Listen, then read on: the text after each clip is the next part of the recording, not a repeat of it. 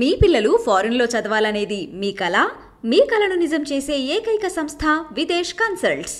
Hi, hello, నమస్తే, welcome to I dreams. నేను మీ Madhuri. జనమత్ pole చాలా అక్యురేట్ రిపోర్ట్స్ ఇస్తూ ఉంటుంది. అయితే ఈ రోజు ఒక సర్వేని రిలీజ్ చేయటం జరిగింది.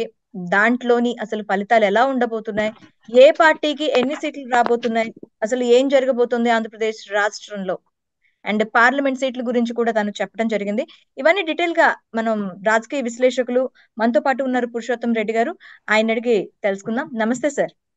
నమస్తే అండి. పురుషోత్తం రెడ్డి గారు, జనమత్ పోల్ రిజల్ట్స్ అనేవి చాలా యాక్యురేట్ గా రావడం చూసాం మనం.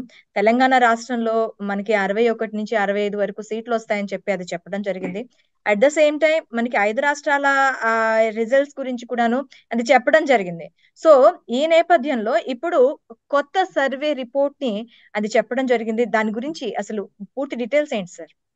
ఏదైతే సర్వే రిపోర్ట్లు ఇప్పుడు వస్తున్నాయో ఆంధ్రప్రదేశ్ కి సంబంధించి, ఇవి భవిష్యత్తులో 2024లో జరగబోయే 2 నెలల తర్వాత జరిగే ఎన్నికల యొక్క మనోగతాన్ని కొంత అర్థం చేసుకోవచ్చు.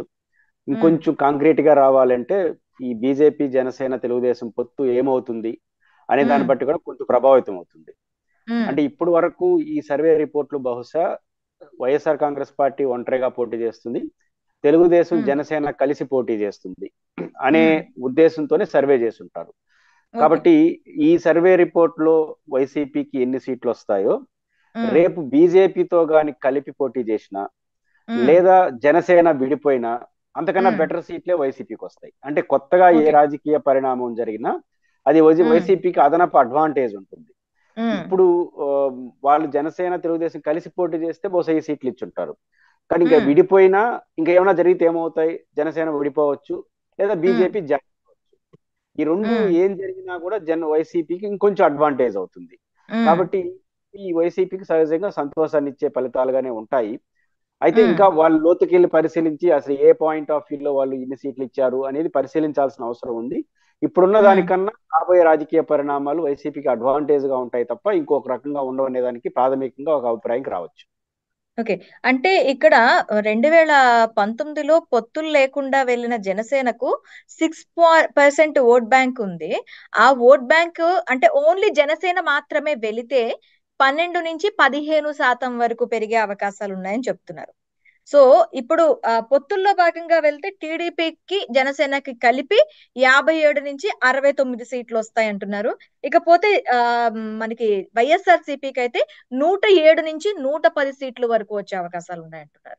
అంటే ఇక్కడ జనసేనకి 2019లో 6% ఓట్లు వచ్చాయి. రేపు తెలుగుదేశంతో విడిపోయి ఒంటరిగా పోటీ చేస్తే పెరుగుతుందని అంటున్నారు. ఈ అంచనా కొంచెం అంత అప్రాపరియేట్ గా ఉండదని నేను అనుకుంటున్నాను. అంటే తెలుగుదేశం పార్టీతో ఒక్కసారి జత కలవక ముందు ఆ లెక్క కరెక్ట్ కావచ్చు. అంటే ఒంటరిగా నేను ఎప్పుడు వైసీపీ, తెలుగుదేశమైనా మనం కూడా ఆల్టర్నేటివ్ అవుదాం అనే దానికి ఒక సెక్షన్ ఆఫ్ పీపుల్ అట్రాక్ట్ అయినారు. మీరు వన్స్ తెలుగుదేశం పార్టీతో కలిసిపోయిన తర్వాత ఆ గ్లామర్ పోయింది. వాళ్ళేనా నేను ఆల్టర్నేటివ్ అనే గ్లామర్కి ఇంక విలువ లేదు. కలవకుండా ఉంటే ఆ గ్లామర్ ఉంటుంది.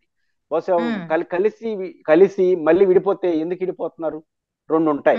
ఒకటి పవర్ షేరింగ్ లో వాటా లేకపోవడము, లేదా బీజేపీ ఒత్తిడి మేరకు బయటికి రావడము, లేదా సీట్లు అడ్జస్ట్మెంట్ తేడరు. దీన్ని ప్రజలు హర్షించరు. నేను ఆల్టర్నేటివ్ అంటే హర్షిస్తారు కానీ సీట్లు సరిగ్గా తెలుదా ముందు. కాబట్టి పొత్తు పెట్టుకోక ముందే అవగాహనకు రావాలి.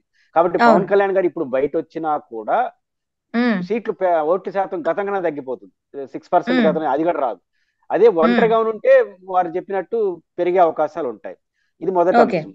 రెండో అంశం, వైఎస్ఆర్ కాంగ్రెస్ పార్టీకి జనసేన, తెలుగుదేశం ఎలా ఉన్న పార్టీ పొత్తులు, అధికారంలో ఉన్న వైఎస్ఆర్ కాంగ్రెస్ పార్టీకి వచ్చే ఓట్లు, సీట్లు బట్టే ప్రతిపక్షాల పరిస్థితి ఆధారపడి ఉంటుంది. ఎందుకంటే అధికార పార్టీ మీద ఉన్న వ్యతిరేకత, అనుకూలతే కీలకం, మిగతా ప్రతిపక్షాల ఐక్యత అనేది సెకండరీ. వైసీపీకి నా అంచనా ప్రకారం వాళ్ళ జన్మత్ సర్వే రిపోర్ట్లు కూడా దగ్గరగా మనం పరిశీలిస్తే వైసీపీకి ఒక అడ్వాంటేజ్ ఉంది, ఒక డిసడ్వాంటేజ్ ఉంది. అడ్వాంటేజ్ ఏంటంటే దిగువ మధ్య తరగతి పేదలు, గ్రామీణ వాతావరణం కలిగిన వాటిలో అడ్వాంటేజ్ లో ఉన్నారు. అంటే సంక్షేమ పథకాలు కావచ్చు, గ్రామ సచివాలయ వ్యవస్థ కావచ్చు, ఇళ్ల పట్టాల పంపిణీ వల్ల కావచ్చు, నాడు నేడు విద్య, ఇవన్నీ కూడా పూర్ సెక్షన్ ని, పేదలను అడ్రస్ చేసేటువంటి స్కీమ్స్. రెండోది, గ్రామ సచివాలయాలు, వాలంటీర్ సిస్టమ్ వల్ల ఒకప్పుడు పేదలు పెత్తందారుల దగ్గరికి ప్రభుత్వం చుట్టూ తిరిగేవాళ్ళు, ఆఫీసుల చుట్టూ. ఉమ్, దానికి ఉమ్, క్వైట్ ఆపోజిట్ గా ప్రభుత్వ యొక్క పథకాలని ప్రభుత్వమే వాళ్ళ చుట్టూ తిరిగి ఇస్తా ఉంది. ఇది పెద్ద ఎసులుబాటు ఆ సెక్షన్ ఆఫ్ పీపుల్ కి, ఒక ఓకే. ఆత్మగౌరవంతో కూడుకున్న అంశం కూడా. కాబట్టి ఈ సెక్షన్ ఆఫ్ పీపుల్ వైసీపీకి ఓటింగ్ గా మారారు, దాంట్లో ఉమ్, సందేహం లేదు. రెండో అంశం, ఇదే నా జగన్మోహన్ గారి పరిపాలనని అర్బన్ ఓరియంటెడ్ పీపుల్ లో కొంత వ్యతిరేకత ఉంది. అది ఉమ్, అర్బన్ స్వభావం కలిగిన చోట వ్యతిరేకత ఓటుగా మారుతుంది. ఇప్పుడు 60-70 దాకా 60 దాకా వాళ్ళకి ఇస్తున్నారంటే అర్థం ఏంటి? అర్బన్ సెక్షనే. మన ఎమ్మెల్సీ ఎన్నికల్లో ఉమ్, కూడా అది కనపడింది. కాబట్టి ఇది కొంచెం ఆ. అప్రాపరియేట్ గానే ఉంది. అంటే అంటే అర్బన్ ఏ పార్టీకైనా కొంత ఆ మనకి రూరల్ లో ఎక్కువగా వ్యతిరేకత ఉంటుంది. ఇప్పుడు తెలంగాణలో తీసుకున్నట్లయితే రూరల్ లో వ్యతిరేకతే ఇప్పుడు ఆ బిఆర్ఎస్ ని గద్దె దించే పరిస్థితి వచ్చింది. సో ఇప్పుడు మనకి ఇక్కడ వైఎస్ఆర్ సిపికి కంప్లీట్ గా రూరల్ లో ఎక్కువగా ఒక మంచి ప్రోగ్రెస్ ఉంది అంటారు. 100%. ఎందుకంటే పరిపాలన స్వభావం అది. ఇప్పుడు ఉమ్, మన కేసీఆర్ గారి పరిపాలనలో ప్రధానంగా హైప్ క్రియేట్ అయింది.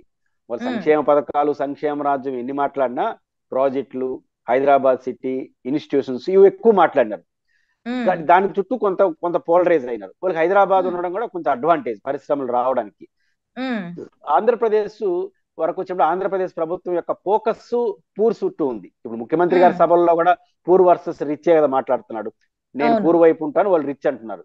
జగన్మోహన్ ఉమ్, రెడ్డి గారి ఉపన్యాసానికి ఆయన పరిపాలన పద్ధతులకు కొంత దగ్గర సంబంధం ఉంది. అంటే పూర్ ఉమ్, అంటే నేను చెప్పినా కదా, సంక్షేమ పథకాలు పూరికి అడ్రస్ చేస్తాయి, ఇళ్ల ఉమ్, పట్టాలు పూరికి అడ్రస్. నాట్ ఓన్లీ గ్రామీణ వాతావరణం, గ్రామీణ వాతావరణం ఎక్కువ పేదలు ఉంటారు. అర్బన్ అవును. లో కూడా పేదలుగా ఉన్న సెక్షన్ వార్డుల్లో బాగానే ఉంటుంది వైసీపీ. ఉమ్, కాబట్టి ఆ పట్టణ స్వభావం అంటున్నాను, అంటే మిడిల్ క్లాసు ఉద్యోగస్తులు వీటిలో వ్యతిరేకత ఉంది. ఎందుకు ఓకే. వ్యతిరేకత ఉంది? పిఆర్సీ కావచ్చు, రకరకాల పరిపాలన పద్ధతుల వల్ల వచ్చింది. అందువల్ల ఈ 60-70 సీట్ల దాకా ప్రతిపక్షానికి రావడం, 100 పైచీలకు సీట్ల దాకా వైసీపీకి రావడం అనే అంచనా ఉన్నంతలో పర్ఫెక్ట్ గా ఉంది.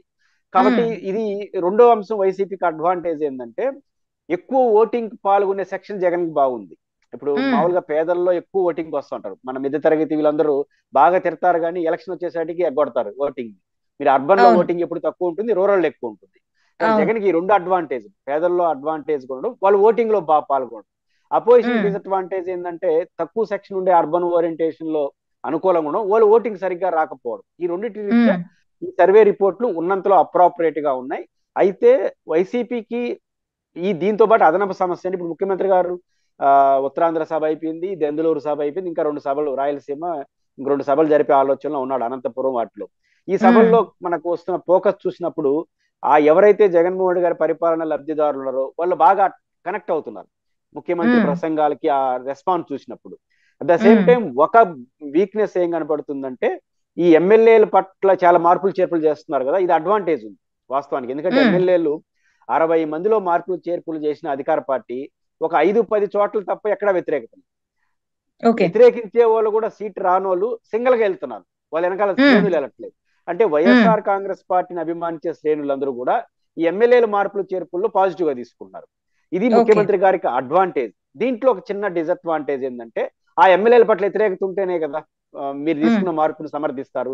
ఆ ఉమ్, సెక్షన్ ఆఫ్ పీపుల్ ఎవరైతే శ్రేణులు ఉన్నారో ఆ శ్రేణుల్ని ముఖ్యమంత్రి నేరుగా అడ్రస్ చేయడం అనే గ్యాప్ మాత్రం ఇంకా కొనసాగుతుంది.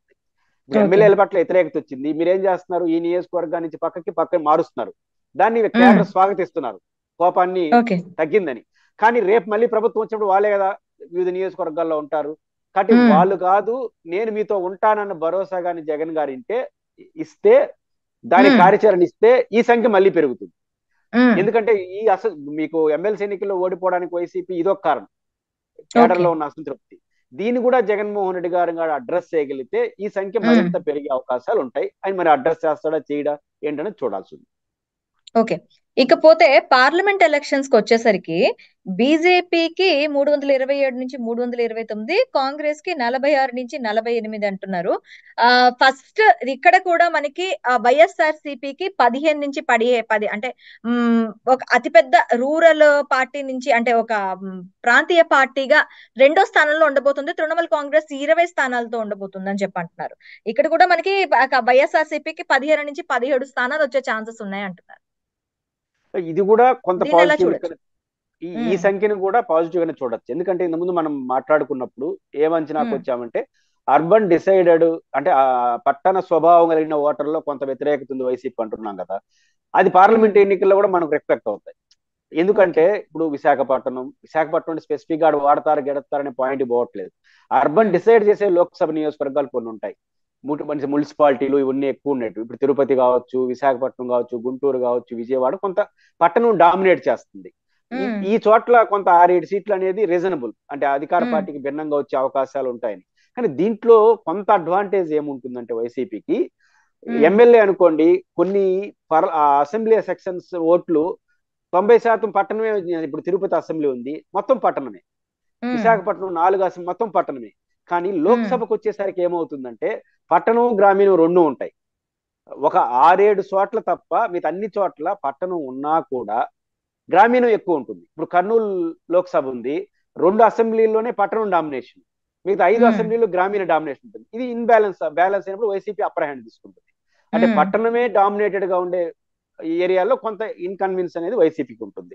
అది కూడా అసెంబ్లీ అంటే మీకు పార్లమెంట్ స్థానాలు కొంచెం ఎక్కువ కనిపిస్తాయి అసెంబ్లీతో పోల్చుకుంటే. వాళ్ళు ఇచ్చిన రిజల్ట్స్ లో పార్లమెంట్ అట్లా కొంచెం మనకేమనిపిస్తుంది అంటే అసెంబ్లీలో ఇది ఎక్కువ తక్కువ రావడం ఏంది, పార్లమెంట్ లో ఇంకొంచెం పెరగడం ఏంది వైసీపీకి అన్నప్పుడు ఇదే కారణం.